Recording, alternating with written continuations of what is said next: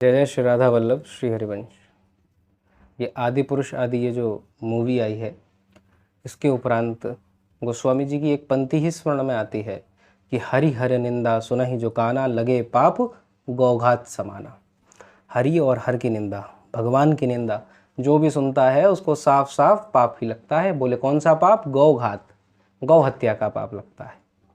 तो भैया ऐसी पिक्चरों को देखना जहाँ पर बोला तो ये जा रहा है कि हम श्री राम का चरित्र लेकर आ रहे हैं, बजरंग बली का चरित्र ला रहे हैं, माता सीता के चरित्र को दिखाएंगे, और दिखाया क्या जा रहा है? कुछ अपने ही मन की कल्पना। पता नहीं कहाँ से प्रारंभ कर दिया गया है, कब जा रहा है, कहाँ हो रहा है, युद्ध कैसा हो रहा है, हनुमान जी की वाणी कैसी है, कोई पवित्रता का आचरण नहीं। और सब रावण का स्वरूप कैसा लग रहा है? रावण तो ऐसा लग रहा है आजकल का कोई टपोरी लड़का है।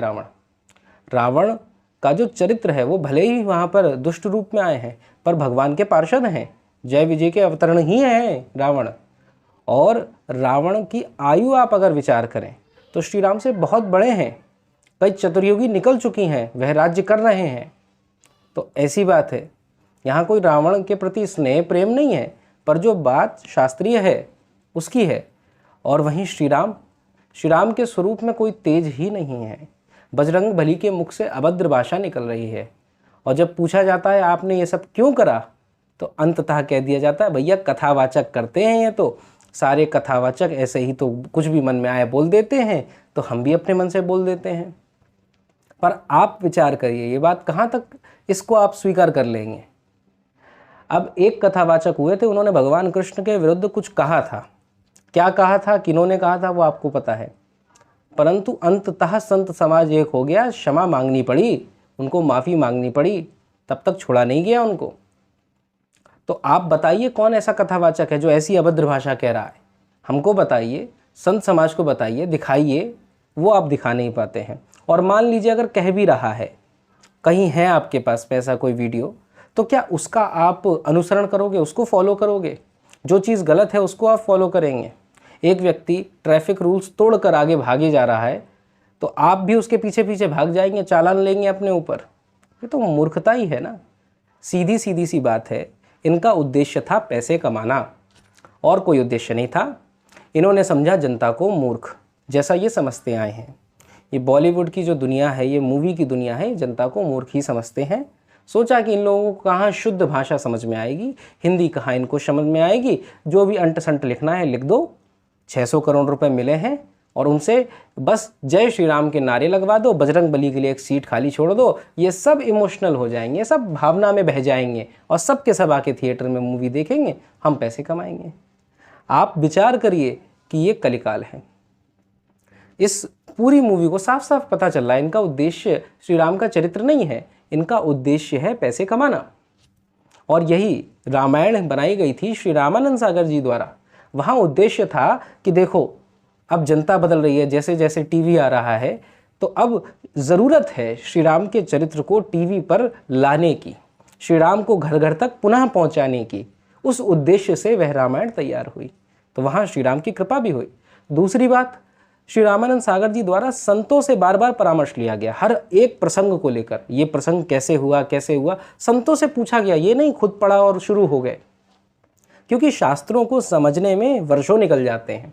संत जन हैं जो यहाँ पर इनका अध्ययन कर रहे हैं, विद्वान जन हैं, वो जीवन दे देते हैं इन शास्त्रों को। वाल्मीकि रामायण है, कदम्ब रामायण है, श्री रामचरितमानस है, इन पे अपना हृदय लगा कर पढ़ते हैं।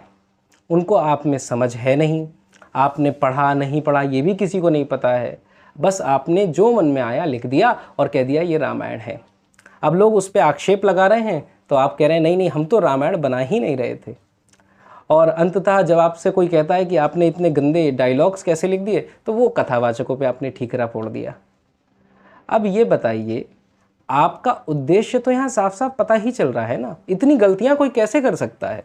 इतनी गलतियाँ तभी हो सकती हैं जब पता है कि मन में विचार तो यही था, एक ही विचार था, जनता मूर्ख है, जय श्री राम के नारे लगवाएंगे, टिकट बिकते ही जाएंगे। तो अब हमें सावधान होने की ज़रूरत है। आपकी भावनाओं का भी व्यापार हो रहा है, इस बात को समझ जाइए। भगवान के प्रति आपकी जो निजी आस्तिकता है, भावना है, उसको भी लोग व्यापारीकरण कर रहे हैं। इनसे बचिए, और कहा गया है। ये कोई पिक्चर में राम जी का चरित्र नहीं दिख रहा है, ये तो अपमान ही हो रहा है, इससे दूर रहिए। अगर श्री राम के चरित्र को जानना है तो रामचरितमानस पढ़िए, श्री राम के चरित्र को जानना है श्री वाल्मीकि रामायण पढ़िए, अपने स्तर पे पढ़िए। अच्छे गुरुजन, अच्छे संतजन, उनके चरणों का आश्रय लीजिए, उनके मुख से भगवान के चरित्र को पढ़िए, तब आपको समझ में आएगा। अन्यथा इन लोगों के साथ में रहेंगे, ये तो आपके बच्चों को भटका देंगे। वो बच्चा आपसे कहेगा इंद्रजीत तो टैटू लगाए घूमते थे, अरे रावण के तो आजकल के लड़कों की तरह बाल थे। तो इससे हमारा इतिहास, हमारे इतिहास को ये काल्पनिक ठहराने का प्रयास कर रहे हैं, ये कहकर कि हमने तो अपनी कल्पना का प्रयोग करा। कैसे कर सकते हो आप कल्पना का प्रयोग, जब ये इतिहास है, हिस्ट्री है। मैं कल्पना में जाकर ये थोड़ी ना कर सकता हूँ औरंगजेब तो हिंदू व्यक्ति था, उसने तो मंदिर बनवाए, ये कल्पना थोड़ी ना चलेगी। अगला इतिहासकार मुझसे कह देगा अरे भाई इतिहास उल्टा है, वो तो मुगल था, मुस्लिम था। तो ऐसे ही इतिहास से छेड़छाड़ नहीं होनी चाहिए, धार्मिक ग्रंथों से बिल्कुल छेड़छाड़ नहीं होनी चाहिए। कोई आप इन पे चलचित्र वीडियो बना रहे हैं तो उससे पूर्व संतों से एक बार प्रश्न कर लें, कोई पैसा रुपया नहीं लगता है, एक बार आए, 2 पल बैठें, उनसे बात कर लें, वो भी सहर्ष आपको इसके बारे में बताएंगे। और आप सबसे निवेदन है कि इससे दूर रहें, अपने घर में रामचरितमानस का पाठ करें, कथाओं को सुने, वाल्मीकि रामायण पढ़ें, श्री राम बजरंग बली के मंदिर में जाएं, यहीं से आपको श्री राम का सारा चरित्र मिल जाएगा। इस मूवी को और ऐसी रामायणों को देखने की ज़रूरत बिल्कुल नहीं है। जय जय श्री राम।